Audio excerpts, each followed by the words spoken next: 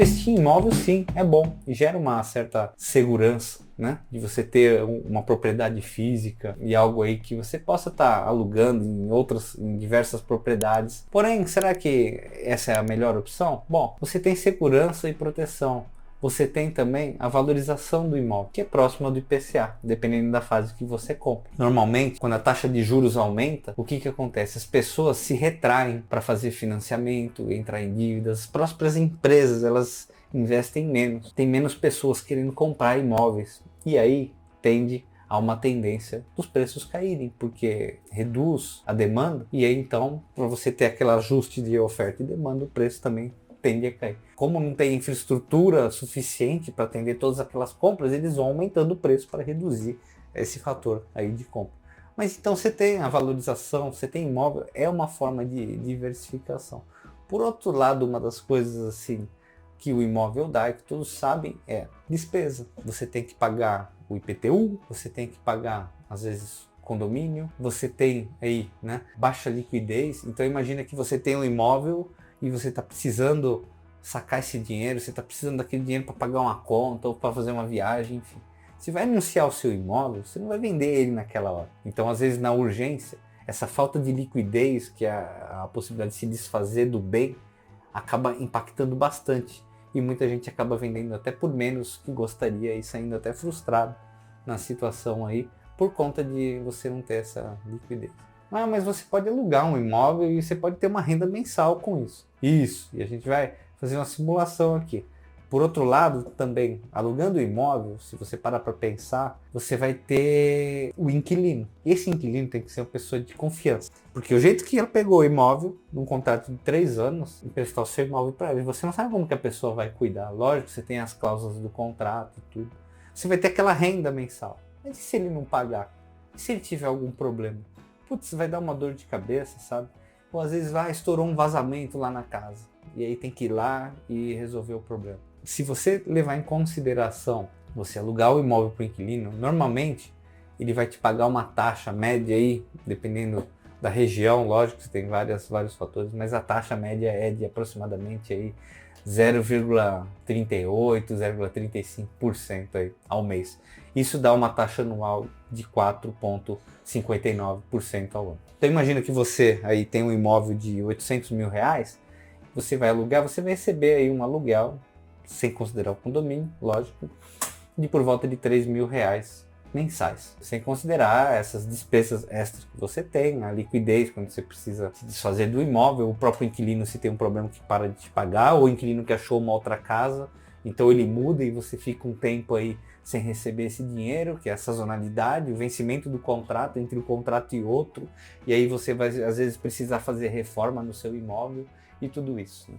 Onde que se você tivesse esses 800 mil reais investidos aí, que seja na renda fixa, imagine que você precisa de algo mais seguro e talvez de uma liquidez melhor, considerando aí uma taxa de 1% ao ano, você conseguiria aí 8 mil reais mensais. Então esses 8 mil reais mais do que pagam o seu aluguel, sua despesa de aluguel. Com a diferença, o que acontece? Você usa uma parte, lógico, para cobrir, para valorizar também a própria inflação do IPCA, né? Porque você não pode, lembra que você tem que sempre considerar os juros, o lucro, seu lucro descontado do IPCA, que é a inflação.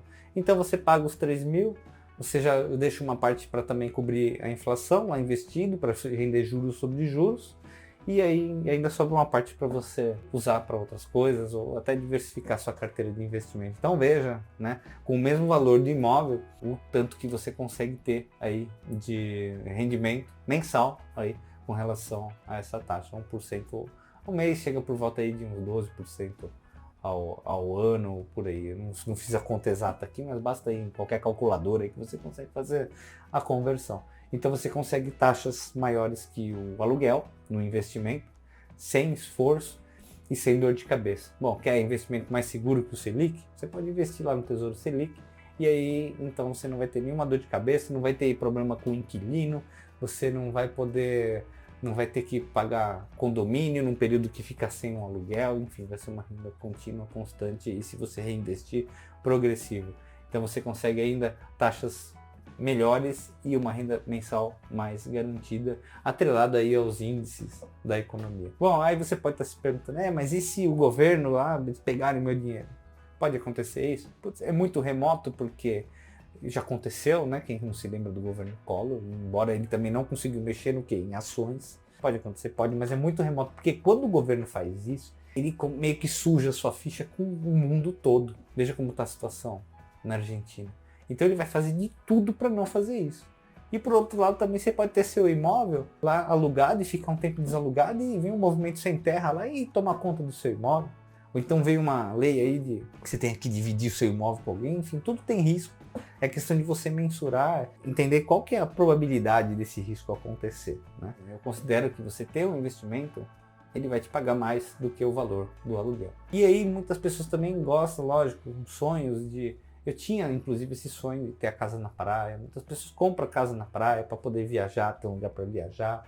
Uma casa no interior, aquela chacrinha. E aí o ponto é que você vai ter um dinheiro investido lá que muitas vezes fica parado. Você pode até alugar no Airbnb, né? Você tem a sazonalidade e tudo. Você gosta muito de imóvel, mas vai ficar parado. Você vai ter... Aí é pior até do que quando você faz o aluguel constante, né, de uma residência. Por quê? Você tem lá parado, principalmente na praia, você tem maresia, então o seu imóvel tende a ter uma manutenção. O condomínio, o IPTU é alto, altíssimo na região do litorânea.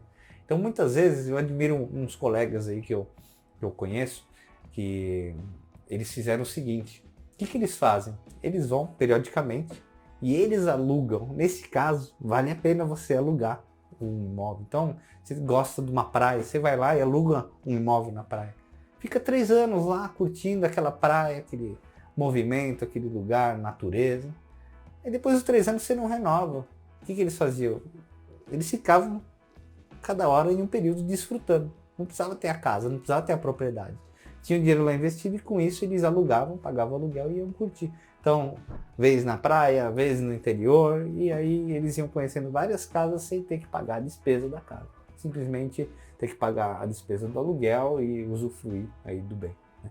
Então, é uma coisa aí muito interessante, um modo de vida muito interessante, diferente do que aquele que tinha o sonho aí de viver na praia. Existem muitas pessoas que estão com condições financeiras, que têm a possibilidade de viver muito bem, sem passar nenhum sufoco financeiro. Existem muitas pessoas que, se quiserem, podem estar aí com a sua independência financeira conquistada, mas não sabe disso. Porque imagina assim que a pessoa tem uma casa própria, e aí depois ela tem mais uns 3 imóveis que ela usa, um no interior, um na praia, e tá lá pagando despesa toda vez tendo que trabalhar de noite, de dia, de fim de semana, que nem louco para poder pagar as contas do condomínio, as contas de IPVA, de IPTU, IPVA não, que é carro, né? As contas de IPTU e tudo mais. Onde que se essa pessoa ela tivesse a condição de vender esses imóveis e fazer uns investimentos mais seguros, ela ia ter uma renda que ela não ia ter dor de cabeça nenhuma, e com essa renda ela ia pagar todos os gastos que ela tem e ainda ia sobrar dinheiro para reinvestir ou até para curtir a vida e começar a fazer mais viagens ou até fazer esse esquema aí de aluguel, né? Então, né, outra opção de investimento que existem, além também de você ter o imóvel para aluguel, você pode então comprar fundo imobiliário. No outro vídeo eu vou falar um pouco sobre fundo imobiliário, tudo é uma escala, a gente vai chegar lá. Fundo imobiliário a pessoa consegue, ao invés de ter um inquilino, ter vários inquilinos. Ao invés de ter um imóvel, ela consegue ter cotas que fazem parte de mais de 10, 20 imóveis. E com isso, ela dilui seu risco. E vai ter aquela renda mensal mais garantida também.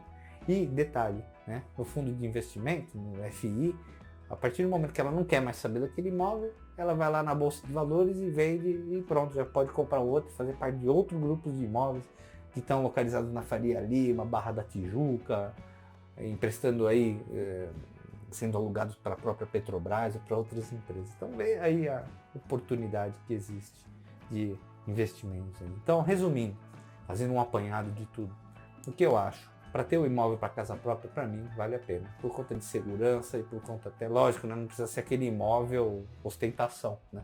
Porque aí realmente não há conta que comprove. Mas se aquela ostentação, na verdade, é pífia comparado com o valor do patrimônio que a pessoa tem, por que não? né? Depende da sua referência, tudo depende da sua referência. Às vezes um imóvel de 2 milhões para uma pessoa que tem 10 bilhões investidos não é nada. Então tudo tem que levar em consideração. Então assim, o imóvel para próprio moradia, para mim, vale a pena. Agora, para investimento, é bom para diversificar. Lógico, tem pessoas que compram, mas eu não faria só isso. Eu consideraria também investir.